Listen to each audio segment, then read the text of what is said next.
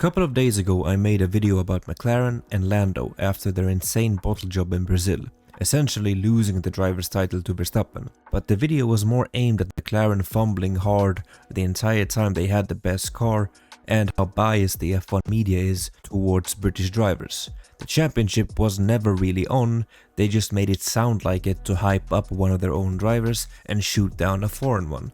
It's nothing new to F1 sadly, and it won't go away soon. Regardless, in that video I said that Lando is a very fast driver, not championship material just yet. And here's why. Lando is too emotionally invested, extremely insecure and immature. 3 very bad traits to have in sports and in life in general, but this was not always the case. You started out in Formula 1 as a very likable young driver. You were fast, talented, a bit goofy, but very grounded in reality, and you showed the entire world that people should invest in you and your career. You had a lot of fans from the get-go, be it from doing silly radio messages that people love, or streaming during COVID, or by just being an underdog, which naturally attracts fans, or by showing off your teamwork and friendship with Sainz when you were teammates. People loved that driver pairing, and it gained McLaren a lot of fans. You were also open with the world regarding your own mental struggle and how you cope with that, which made you even more relatable. People were always in your corner from the start, wishing you well and just waiting for your time in the spotlight. And here is when the problem started. After 2020, you felt threatened and disrespected by Ricciardo being signed by McLaren. You were used to this bromance with Sainz, and now the media was really on you. It's sink or swim time, and you decided to swim. Not only did you smash Daniel, but you did such a good job that Daniel never really recovered, even years later. But in that mindset, the insecurities started to show. Your personality changed. You went from fun and talented to whiny and entitled. Monza 2021. McLaren find themselves in a 1-2 position with no threat from anyone in the back after Verstappen and Hamilton tried missionary position and failed miserably. It's been years since McLaren's last win, and everyone watching this race understood. There can be no risk. You hold position, you secure the 1-2. You basically complained the entire race because you were faster, and if you were allowed to fight, I do believe you would have won. But you toed the line. You made yourself heard, but you did your job. You did make the race results bittersweet with your comments, but it being your first chance at a win, we can understand and we can forgive. Next race, Russia 2021. You took pole position and you held P1 for most of the dry race. But when the rain came and champions prove why they are champions, you folded. The team pleading with you for multiple laps to box and put on inters, and you whine, cry and complain. The race win was on if you had actually listened. Verstappen went from P20 with an engine penalty to P2 that race, saving his championship run by just pitting on the correct lap. This day has haunted you forever. This is where Lando no wins cemented itself as a meme, and it stuck with you the entire season of 2022 and 2023. Ever since these 2 race weekends in 2021, your comments in the media pen have been distasteful at times. 2 of them this year stand out to me. The most recent one about Max, where you said his win in Brazil came down to luck, not skill or talent, which is an insane statement to make, especially since he started from so far back and overtook everyone in the rain during racing conditions. He only overtook you because you were stupid enough to box in the first place. You and your team. Even after the red flag and restart, he put over 20 seconds on you. That's only talent. This left a lot of your fans with a bitter taste in their mouth. Even more so because your friend Max defended you in Miami after your first win and basically took on the media pen on your behalf when they tried to downplay your first win due to the safety car. That's a secure person. That's character.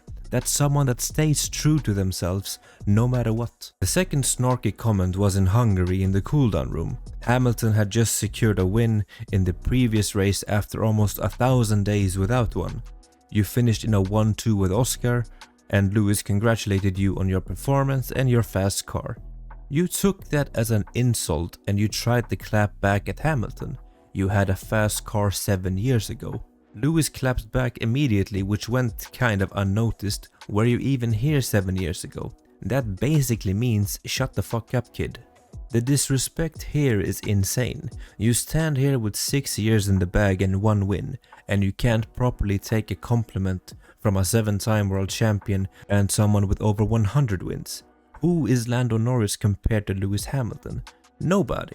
Even when Lewis and Max went against each other, you always felt there was a sense of respect between them. Same with Vettel and Hamilton, or Alonso and Hamilton, or Rosberg and Hamilton.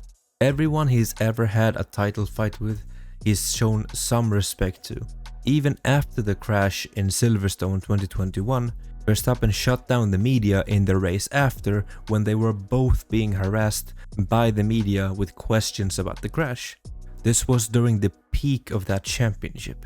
When you had your little incident in Austria with Max, you went full baby mode in the media pen while Verstappen was de-escalating the situation the entire time. You thought you were racing your friend, who would just move over for you because you were faster that day, and Verstappen went full champion mode and said, "You have to take the position from me. I'm not giving anything away for free." You had some contact, it happens, but your inability to deal with the situation due to your immaturity is what put you there in the first place. You can go back multiple years, same track, same corner, Leclerc and Verstappen, no issues. They can both come out of the car with 2 black eyes and 4 broken ribs and hug each other. Hard racing, bro, we like that. No complaints. There's no need to be insecure. You are fast and talented, and you have your place in Formula 1. If McLaren went bankrupt tomorrow, every top team would fight for you. There's no need to be emotionally invested as well. Most people in high-stakes situations in sport learn how to separate their profession from their personal life. The ones who don't are the ones who fails. If you're going to race for championships, you need to learn that as well.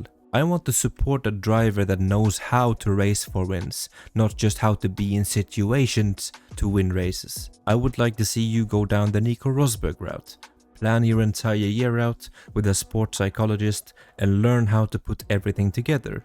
Learn how to not feed the media vultures anything and just try to keep cool.